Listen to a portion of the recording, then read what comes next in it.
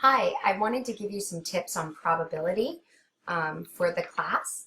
So the first one is to make sure that you look under my worksheets for exam 2 and make sure that you've done as many of these as possible. It's not coming up. Oh, there it is. So these are all the red ones that you need to do, but also there's some practice drawing trees.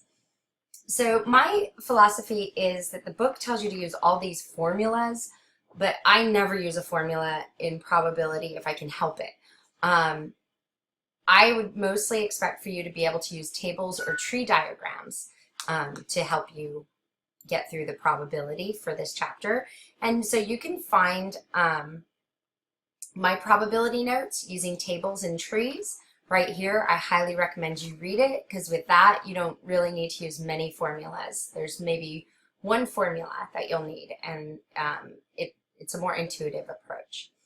And then there's probability. There's a video I made here, the probability with complements and compound events, and I wanted to show you on that some of the things. Here it is. Here's a snippet of that video, and I wanted to show you that I wanted you to try to use your probability notation because that's going to help you in the future. Not try to, do it. Use the probability notation. So here I wrote my event, the probability of event, the grad stays in the job less than 1 year is 0.36, and then I also wrote the probability of the complement of that event is 1 minus the probability of that event, and so on. That's going to really help if you start practicing that notation right now for the next upcoming chapters. Also on the video, let me get back to around here. Let me see. Let me back. Sorry about that. Here we had some phrases that are important. Exactly one would mean the chance that one of the exactly means just that one incident. But this phrase, at least one, remember at least one means one or more. The lowest you would go would be 1, and you could go higher than that.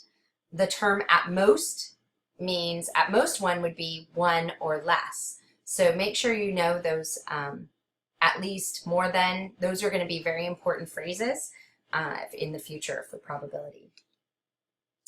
So that's just what I wanted to make sure you were aware of, some resources that are really important. This is the one chapter where I don't fully recommend the book just because they go strictly by formulas, and I think probability is a little more intuitive. So try some of these without having to use the formulas. Okay. Let me just jump in here real quick since it's a little short enough video. Sorry, it's so big. I used to present this in a classroom setting.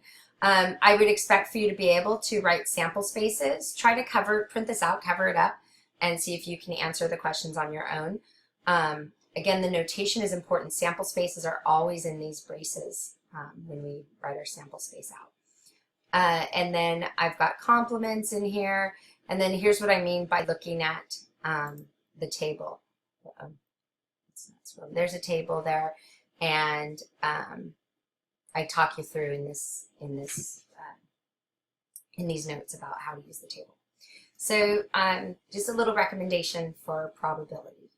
All right, enjoy and have a good time with probability.